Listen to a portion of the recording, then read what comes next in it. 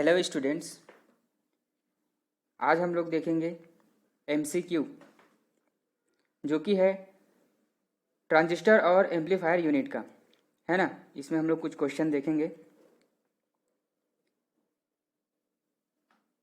तो सबसे पहला क्वेश्चन है हमारा, ट्रांजिस्टर एक डैश प्रचालित युक्ति है। तो इसका आंसर क्या होगा? ऑप्शन में है वोल्टता, धारा, या फिर ए और बी दोनों, या फिर इनमें से कोई नहीं। क्या होगा इसका? इसका होगा ऑप्शन सी,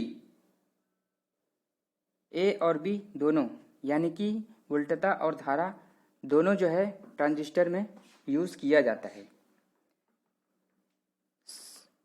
सेकंड क्वेश्चन है, ट्रांजिस्टर में कलेक्टर धारा नियंत्रित की जाती है।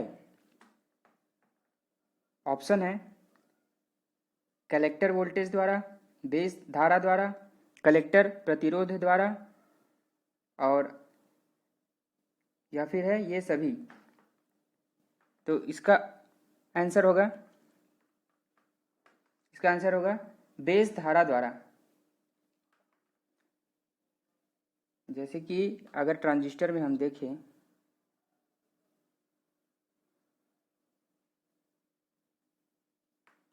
तो ये जो है हमारा कलेक्टर करंट यहाँ से मिलता है, और उसको कंट्रोल कैसे करते हैं हम लोग? बेस करंट द्वारा, जो कि हमारा यहाँ पे रहता है बेस करंट। ठीक है। नेक्स्ट क्वेश्चन है क्वेश्चन 3, जिन ट्रांजिस्टर में विद्युत चालन है ना, विद्युत धारा का चालन केवल एक प्रकार के आवेश वाहकों के द्वारा संपन्न होता है, वे क्या कहलाते हैं? ऑप्शन ए है पोलार ट्रांजिस्टर, ऑप्शन बी है बाईपोलार ट्रांजिस्टर, ऑप्शन सी है यूनिपोलार ट्रांजिस्टर, एंड ऑप्शन डी है इनमें से कोई नहीं। तो इसका आंसर क्या होगा? ऑप्शन सी, यूनिपोलार ट्रांजिस्टर जो है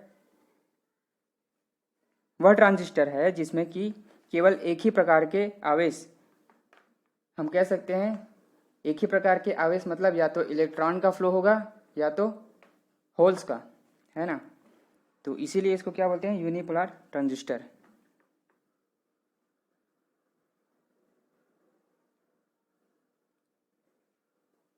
क्वेश्चन नंबर 4, इन ट्रांजिस्टर में विद्युत धारा चालन होल्स तथा मुक्त इलेक्ट्रॉन दोनों प्रकार के आवेश वाहकों के द्वारा संपन्न होता है।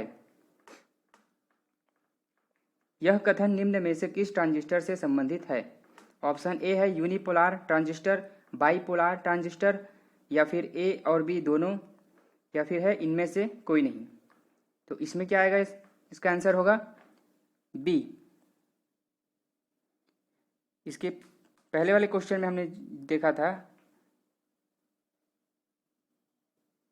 केवल एक ही प्रकार के आवेश वाहकों द्वारा, और इसमें बोल रहा है दोनों प्रकार के आवेश वाहक, यानी कि होल्स और इलेक्ट्रॉन दोनों। तो इसको क्या बोलते हैं? बाईपोलार ट्रांजिस्टर। ठीक है। और जिसमें एक ही प्रकार के वाहकों द्वारा इलेक्ट्रॉन का फ्लो होता है उसको क्या बोलते हैं? यूनिपोलर। नेक्स्ट है क्वेश्चन नंबर 5, निर्वात नलिका की तुलना में ट्रांजिस्टर का लाभ है।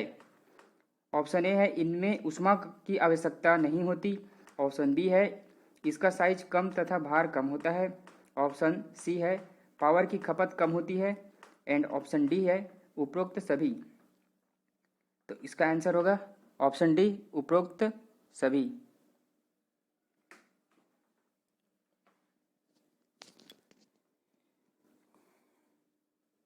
क्वेश्चन 6 है, ट्रांजिस्टर में कलेक्टर की डोपिंग डैश डैश होती है। तो कलेक्टर की जो डोपिंग है वो होती है बेस से अधिक एवं एमीटर से कम। ऑप्शन ए, इसका आंसर जो होगा ऑप्शन ए होगा। नेक्स्ट क्वेश्चन है क्वेश्चन नंबर 7, ट्रांजिस्टर में निम्न में से कौन सा क्षेत्र सबसे बड़ा होता है? तो ट्रांजिस्टर में जो है सबसे बड़ा क्षेत्र जो होता है वो है कलेक्टर का, है ना। कलेक्टर जो है सबसे बड़ा होता है, उसके बाद आता है आपका एमीटर, और फिर सबसे सबसे छोटा जो होता है वो है बेस। अगर लेकिन डोपिंग की बात करें तो सबसे ज़्यादा जो डोपिंग होता है वो होता है एमीटर में, उसके बाद होता है आपका कलेक्टर में, और सबसे कम डोपिंग जो रहता है वो है बेस में। ठीक है।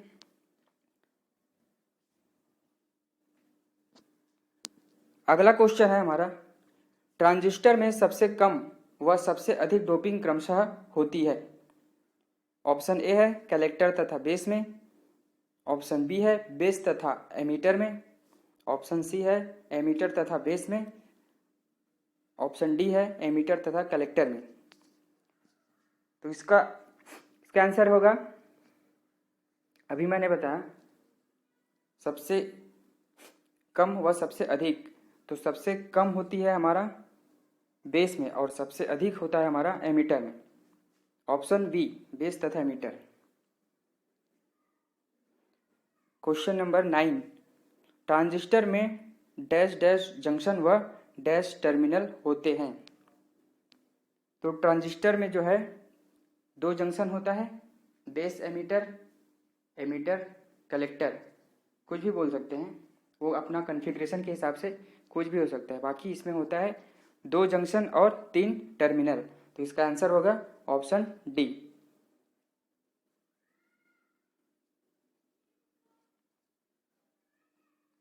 नेक्स्ट क्वेश्चन है क्वेश्चन नंबर 10, ट्रांजिस्टर के चिन्ह में तीर का निशान डैश डैश की दिशा को दर्शाता है। ऑप्शन ए है एमीटर में इलेक्ट्रॉन करंट, ऑप्शन बी है एमीटर में होल करंट, ऑप्शन सी है कलेक्टर में electron current, and option D is collector में होल करंट। तो इसका आंसर होगा एमीटर में होल करंट। जैसा कि आप जानते हैं, ये जो सिंबॉलिक डायग्राम है ट्रांजिस्टर का, उसमें हम देखते हैं जो तीर वाला है टर्मिनल है, ये वाला, ये किसको दर्शाता है? एमीटर को, और ये कलेक्टर और ये बेस।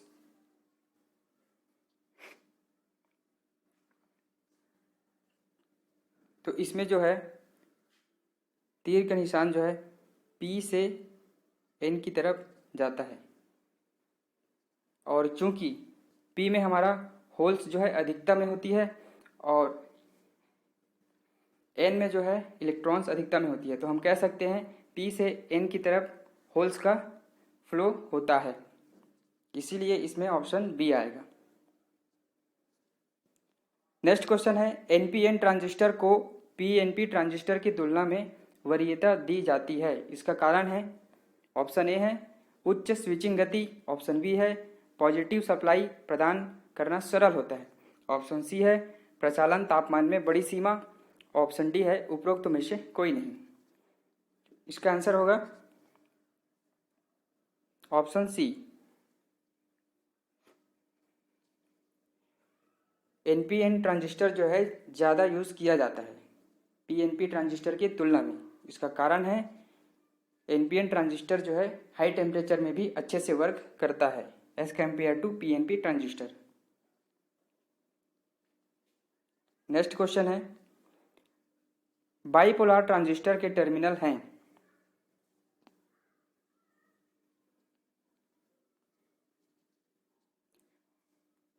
इसका आंसर होगा ऑप्शन सी, बेस कलेक्टर और एमीटर। नेक्स्ट क्वेश्चन में एक डायग्राम दिखाया गया है ट्रांजिस्टर का, इसको बताना है इसमें ये कौन सा ट्रांजिस्टर है। तो ये कौन सा है ट्रांजिस्टर है, हम एरो से पता लगा सकते हैं। तो यहाँ पे होगा P से N की तरफ जा रहा है, तो ये होगा PN और ये तो N हो जाएगा। तो इस प्रकार ये हो गया आपका NPN ट्रांजिस्टर। तो ऑप्शन नंबर बी। इसी प्रकार क्वेश्चन नंबर 14 है, PNP ट्रांजिस्टर के प्रतीक को पहचानिए। तो इनमें से कौन सा है पीएनपी? ऑप्शन बी, क्योंकि ऑप्शन बी में हम देख रहे हैं जो तीर का निशान है यहाँ से पी से एन की तरफ, और ये कलेक्टर वाला जो जंक्शन है वो आपका पी हो जाएगा। तो इस प्रकार ये क्या हो जाएगा, पीएनपी ट्रांजिस्टर। नेक्स्ट क्वेश्चन है, निम्न में कौन सी ट्रांजिस्टर की विशेषता है?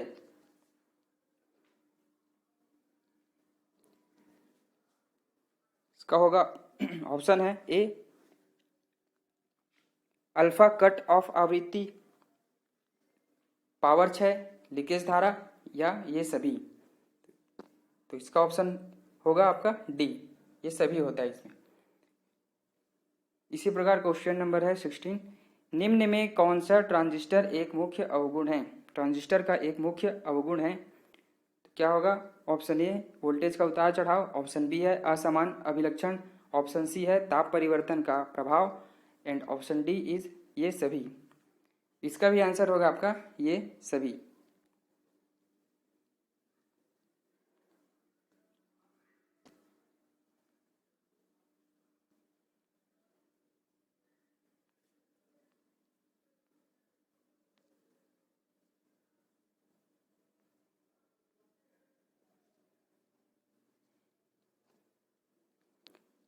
नेक्स्ट क्वेश्चन है, एक डाइइलेक्ट्रिक अवयव डायग्राम में दिखाया गया है, वो क्या है?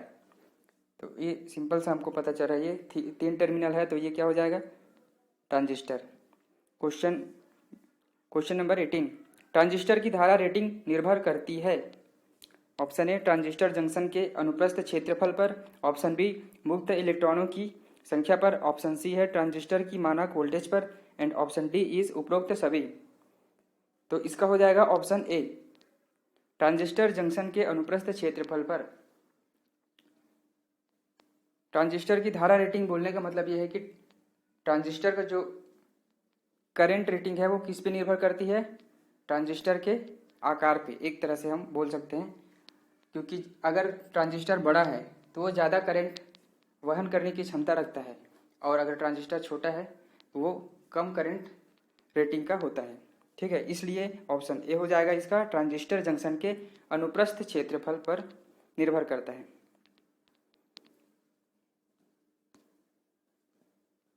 नेक्स्ट क्वेश्चन है, किसी परिपथ में निम्न में से किस प्रकार से ट्रांजिस्टर को संयोजित किया जाता है? Common collector, common base, common emitter, या ये सभी। तो इसका हो जाएगा ऑप्शन डी, ये तीनों प्रकार से संयोजित किया जाता है।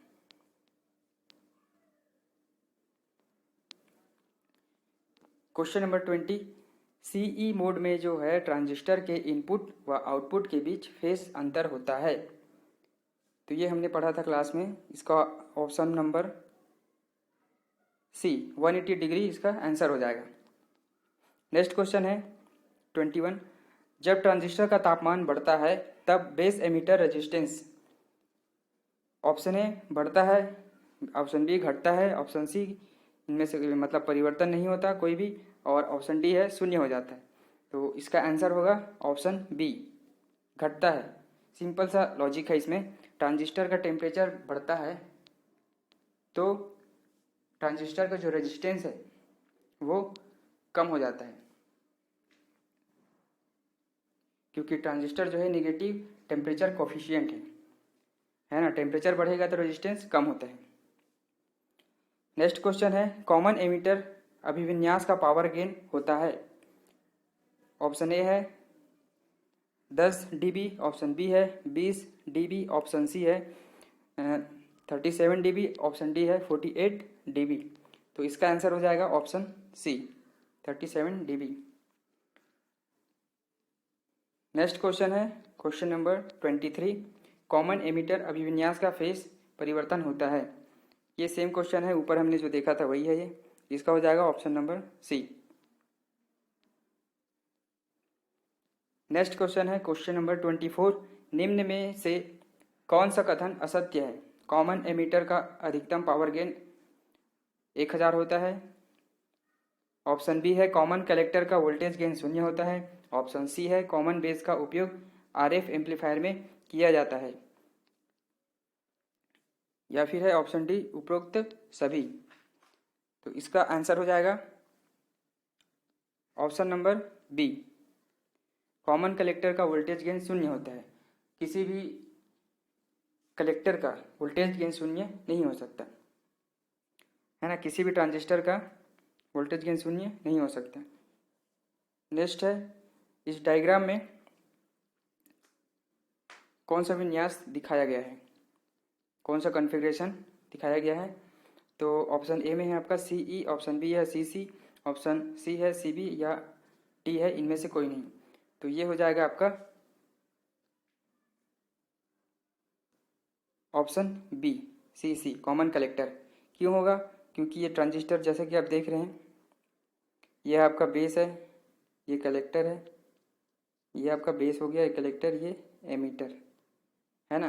तो जो कलेक्टर है ये आपका कॉमन है दोनों जंक्शन के बीच, है ना, इसलिए ये हो जाएगा आपका कॉमन कलेक्टर। नेक्स्ट क्वेश्चन है, अल्फ़ा का मान होता है।